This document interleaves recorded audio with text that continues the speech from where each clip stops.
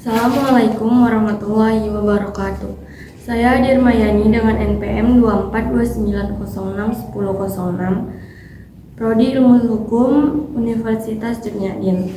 Di sini saya akan mempresentasikan tugas makalah saya tentang sosiologi hukum, yaitu mengidentifikasi rancangan sosiologi terhadap kajian hukum. Sosiologi hukum merupakan cabang ilmu sosiologi yang mempelajari hukum sebagai fenomena sosial.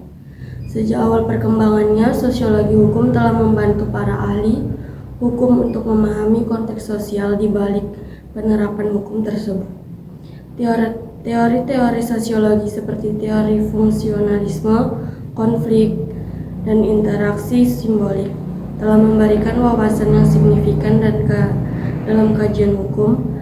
Dengan menganalisis hukum dari perspektif sosiologis, kita dapat memahami bagaimana hukum diterapkan, diinterpretasikan, dan dipertahankan dalam masyarakat. Kajian hukum terbagi menjadi 3, yaitu kajian normatif, kajian filosofis, dan kajian empiris. Kajian normatif atau analitis dogmatis. Kajian ini memandang hukum sebagai kaidah yang menentukan apa yang boleh dan apa yang tidak boleh dilakukan. Kajian ini bersifat perspektif, menentukan apa yang salah dan apa yang benar. Kajian normatif terhadap hukum dilakukan antara lain pada ilmu hukum pidana positif, hukum tata negara positif, dan hukum perdata positif. Dengan kata lain, kajian ini lebih mencerminkan law in book. Masuk kajian filosofis atau metode transidental. Kajian ini lebih menitikberatkan pada seperangkat nilai-nilai ideal yang seyogyanya senantiasa menjadi rujukan dalam setiap pembentukan, pengaturan, dan pelaksanaan kaidah hukum. Kajian ini lebih diperankan oleh kajian filsafat hukum atau law in ideas. Kajian filosofis ada dalam kajian hukum, karena studi hukum dimulai tidak sebagai disiplin yang sifatnya otonom, melainkan sebagai bagian dari studi filsafat. Filsafat hukum memusatkan perhatian kepada pernyataan-pernyataan filosofis dari hukum itu sendiri. Tujuan utama kajian filosofis ini adalah ingin memahami secara mendalam hakikat dari hukum. Karena itu, filsafat hukum mengandaikan teori pengetahuan, epistemologi, dan etika. Adapun aliran-aliran dalam kajian ini, di antaranya adalah hukum kodrat. Hukum kodrat merupakan aliran terpenting dalam filsafat hukum sejak permulaan pada zaman Yunani. Hukum ini diterangkan oleh Aristoteles. Ada pula idealisme menurut Immanuel Kant 1724 sampai 1804. Gejala-gejala etika dan hukum harus dipahami dari sudut yang sama. Untuk itu, Kant mencari aturan-aturan dan asas-asas priori, yakni yang tidak bertumpu pada pengalaman, yang dapat menjadi suatu pedoman yang mengikat bagi perilaku kita. Marxisme. Menurut Marx, dialektika tidak berlangsung dalam alam pikiran yang dalam kenyataan dibuat menjadi dapat dimengerti.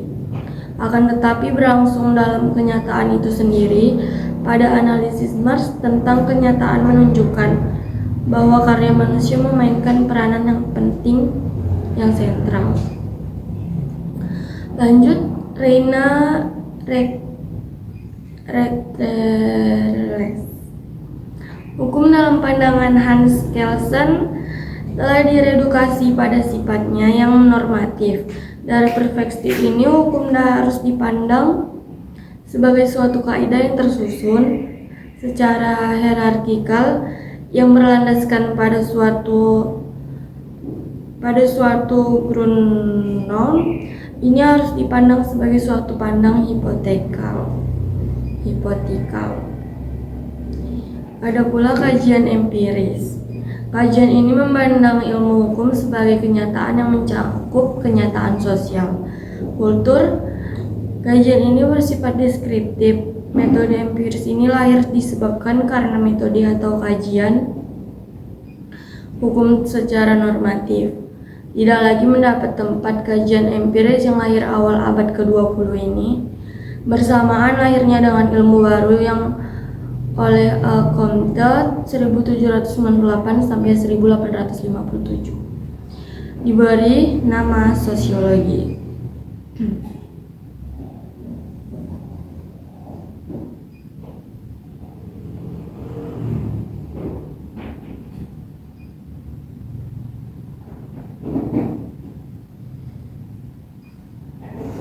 Baiklah, kesimpulan dari mengidentifikasi rancangan sosiologi terhadap kajian hukum ini adalah rancangan sosiologi terhadap kajian hukum memberikan perspektif yang lebih kaya dan holistik dalam memahami hukum sebagai fenomena sosial. Dengan menggunakan teori dan metode sosiologi, kita dapat menganalisis bagaimana hukum berfungsi dalam konteks sosial, bagaimana ia dipengaruhi oleh faktor-faktor sosial, dan bagaimana ia berubah seiring waktu.